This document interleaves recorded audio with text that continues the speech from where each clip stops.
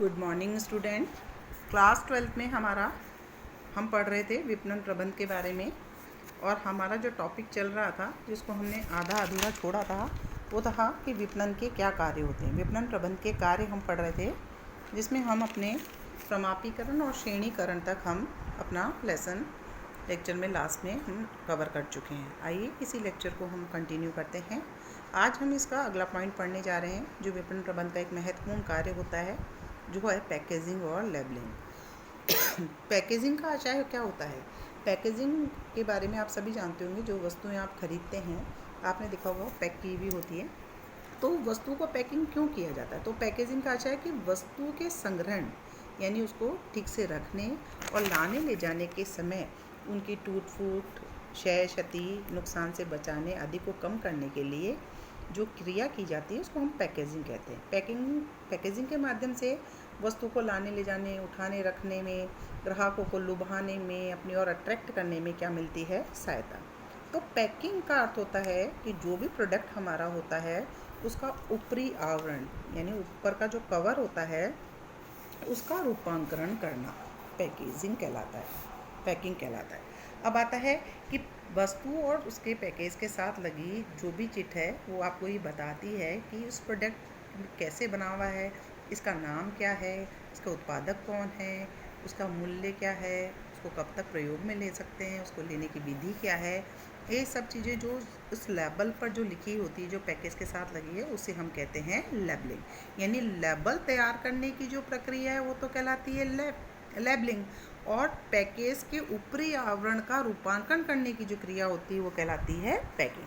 तो ये है हमारा पैकेजिंग और लेबलिंग, जो कि किसी भी विपणन के लिए सबसे महत्वपूर्ण क्रिया मानी जाती है। उस वस्तु का संग्रहण करने के लिए, उसको लोगों को लाने ले जाने के लिए, उसको हानि से बचाने के लिए, और सबसे इम्पॉर्टेंट है पैकेजिंग। आजकल इतना इम्पॉर्टेंट हो गया कि हम कभी कभी तो उत्पाद को उसकी पैकेजिंग की वजह से ही खरीद लेते हैं। और लेबलिंग अनिवार्य तो नहीं है, लेकिन लेबलिंग भी कुछ ऐसे उत्पाद होते हैं जिनको हमें सरकार ने, जैसे हमारे जितने भी हमारे धूम्रपान के हैं उन पर एक चेतावनी हमें लिखी हुई देखते हैं कि उससे धूम्रपान करना शरीर के लिए हानिकारक होता है, ये लिखना अनिवार्य है। तो ये लेबलिंग वहाँ पर जैसे वैज्ञानिक चेतावनी कानून के अंदर आती है तो आपको लेबल लगाना भी ज़रूरी होता है। लेकिन लेबलिंग किसी भी प्रोडक्ट को किसी दूसरे प्रोडक्ट से आपको सारी इन्फॉर्मेशन लेबलिंग से आप पता कर सकते हैं कि इसका उत्पादक कौन है, मूल्य क्या है, कब तक इसको प्रयोग में ले सकते हैं। तो दोनों ही एक इम्पॉर्टेंट पार्ट होती है। नेक्स्ट जो हमारा है वो आता है ब्रांडिंग। ब्रांडिंग होता है कि जब भी कोई विपणन करता है ये चाहता है कि उसका उत्पाद बाज़ार में एक अलग पहचान बनाए। यानी हम क्या है, सभी है, रमेश महेश बहुत सारे होते हैं, लेकिन आप अपनी अपनी अलग अपने आप को बना, लड़के सब समान होते हैं, लेकिन हम उसको नाम देते हैं। नाम क्यों देते हैं? ताकि उसकी एक अलग विशेष पहचान बने। उसी तरह एक उत्पादक जो होता है अपने उत्पाद को अन्य उत्पादकों से, अपने प्रतियोगी उत्पादकों से डिफरेंट बनाने के लिए, डिफरेंट उसका विशेष नाम देने के लिए जो प्रक्रिया अपनाता है उसे बोलते हैं नामकरण की प्रक्रिया, या हमारी यहाँ की विपणन की भाषा में बोले तो बोलते हैं ब्रांडिंग कहलाता है। तो ब्रांडिंग का मुख्य उद्देश्य क्या होता है कि हम अपनी अलग पहचान बनाकर लोगों में हमारे प्रोडक्ट के प्रति एक विशेष लगाव पैदा करें। जैसे हम कॉस्मेटिक्स यूज़ करते हैं तो हमारा एक ब्रांड है कि लैक्मे मुझे पसंद है, तो हम हर चीज़ लैक्मे की लेना पसंद करते हैं। तो ये तभी संभव है, तभी हम अपनी बिक्री को ज़्यादा कर सकते हैं जब हम उसको एक विशेष नाम दें, क्योंकि एक नाम जो होता है वो एक स्टैंडर्ड बनाता है, अपने दिमाग में एक लगाव पैदा करता है किसी भी ब्रांड के प्रति। फिर आता है ग्राहक समर्थन सेवाएं। आप सभी जानते हैं कि बाज़ार में आज ग्राहक बाज़ार का राजा है। ग्राहक हमेशा सही है, इसीलिए ग्राहक को ही संतुष्ट करके हम अपने लाभों को अधिकाधिक कर सकते हैं। इसीलिए ग्राहक की संतुष्टि हमारे लिए सबसे इम्पॉर्टेंट है।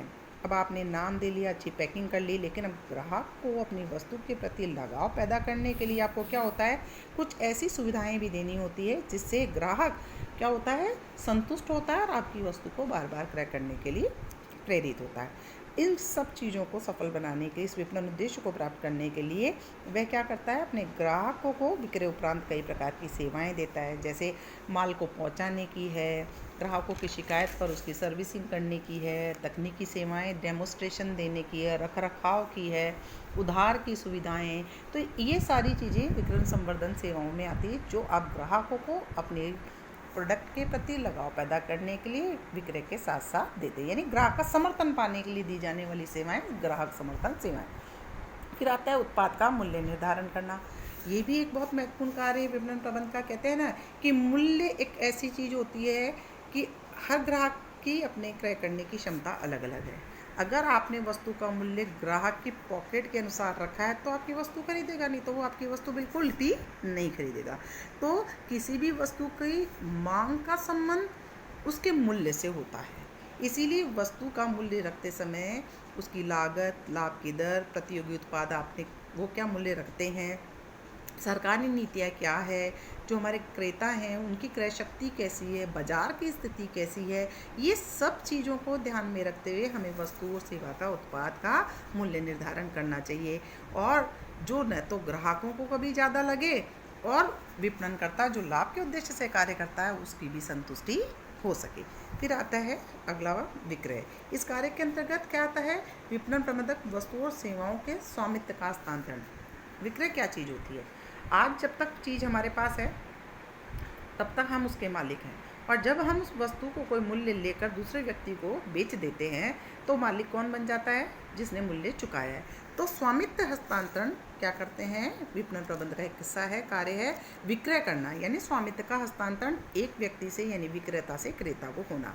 इस कार्य के लिए वह माल का मूल्य, विक्रय की शर्तें, विपणनकर्ताओं की नियुक्ति, मध्यस्थियों की नियुक्ति, मूल्य सूचियों का प्रकाशन, ये नए नए तरीके निकालता है, उन तत्वों को ठीक ठीक से विश्लेषण करके क्रय के कार्य को क्या करता है, संपन्न करता है। नेक्स्ट पॉइंट आता है परिवहन। परिवहन भी विपणन प्रबंध का एक महत्वपूर्ण पार्ट आता है। कहते हैं ना कि वस्तु बनती कहीं है, वस्तु बिकती कहीं है, और वस्तु को अगर स्थान उपयोगिता नहीं दी जाए तो उसका मूल्य जीरो हो जाता है। तो जिसके परिवहन की क्रिया से क्या होता है, वस्तु को एक स्थान से दूसरे स्थान पर पहुंचाया जाता है ताकि वह उस स्थान पर पहुंचकर अपने महत्व को, स्थान उपयोगिता के महत्व को बनाए रखे।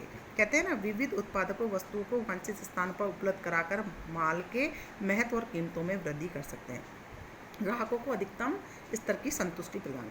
आपकी चीज़ बहुत अच्छी है, बहुत ही गुणकारी है, लेकिन जहाँ मैं बैठी हूँ वहाँ मुझे नहीं मिलेगी तो आपकी वस्तु बेकार है।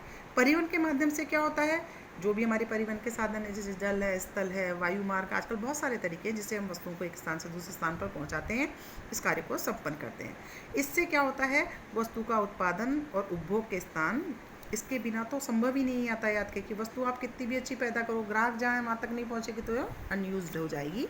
तो परिवहन की व्यवस्था से हम क्या करते हैं, वस्तु को एक स्थान से दूसरे स्थान पर पहुँचाकर उसके मूल्य में स्थान उपयोगिता प्रदान करके मूल्यवान बनाते हैं। फिर होती है लास्ट पॉइंट और आता है संग्रहण। संग्रहण क्या है कि जिसके अंदर कहते हैं ना कि वस्तु को हम यूज़ करते हैं तो वस्तु को इंस्टेंट तो आती नहीं है, उस वस्तु को क्रय करने, उत्पादन करने और विक्रय करने में हमें क्या होता है, जैसे हम क्या होता है, पतंग उड़ाते सकरात को है, लेकिन पतंगे बनने तो पूरे साल भर लगती है, तब हमको सकरात पे पतंग बनती है। ऐसे दिवाली पे पटाखे चलाते हैं तो ये तो ना एक दिन में पटाखे बन के आपके पास आ रहे हैं। तो आपको जिस भी वस्तु की पूर्ति करनी है उसको आपको समय अवधि को ध्यान में रखते हुए सुरक्षा के साथ संग्रहित करना भी उतना ही इम्पॉर्टेंट है, ताकि जब उसकी मांग हो तब उसकी पूर्ति को संभव बनाया जा सके, है ना। तो संग्रहण के माध्यम से स्टोरेज करके, स्टॉक करके, बना कर रख कर हम उसको क्या करते हैं, संग्रहण करके उसको मांग और पूर्ति में संतुलन बनाने का प्रयास करते हैं। अब संग्रहण करते हैं तो हमें ये भी ध्यान रखना पड़ेगा कितनी आवश्यकता होगी, इसको सुरक्षित किस प्रकार से रखना है। अगर हमने ध्यान से नहीं किया तो क्या होगा, बहुत हानि का सामना करना पड़ सकता है। तो इस प्रकार से क्या होता है, विपणनकर्ता इसको समय उपयोगिता प्रदान करता है विपणन प्रबंध के माध्यम से। फिर आता है वित्त व्यवस्था। विपणनकर्ता विपणन से संबंधित कार्य जैसे कच्चा माल खरीदो, उत्पादन करो, एडवर्टाइजिंग, पैकेजिंग, है ना, विपणन कार्यों में पर्याप्त मात्रा में पैसों की जो आवश्यकता होती है, तो विपणनकर्ता का जो वित्त प्रबंध विभाग होता है इनकी वित्तीय आवश्यकताओं की जानकारी हासिल कर कर उसकी व्यवस्था करता है और किस प्रकार से बैंकों से ऋण प्राप्त कर सकता है, इन सब की व्यवस्था करता है। फिर आता है जोखिम उठाना, कि जोखिम उठाने में होता है कि विपणनकर्ता जो है अनेक बार अनेक जोखिमें भी होती हैं विपणन कार्यों के अंदर, जैसे माल का नष्ट हो जाना, ग्राहक की मांग में परिवर्तन हो जाना, कई बार हम पैसों की वसूली नहीं कर पाते हैं, पर्यावरणीय कारण हो सकते हैं, जैसे तूफान आ गया, भूकंप आ गया, तो बहुत सारी जोखिमों का सामना करना पड़ता है। इसके लिए से कुछ जोखिमें का तो हम बीमा करा कर भी उससे बच सकते हैं, लेकिन कुछ जोखिमें ऐसी होती हैं जिनका सामना करने के लिए एक विपणन प्रबंधक को आवश्यक कदम समय समय पर उठाने होते हैं, ताकि वह संभावित हानियों से अपने आप को बचा सकें। इस प्रकार विपणन प्रबंध के अंदर ये महत्वपूर्ण हमारे 15 कार्य हैं जो हमने आपको समझाएं। तो आप सभी इसको ध्यानपूर्वक पढ़ें और उसको करें।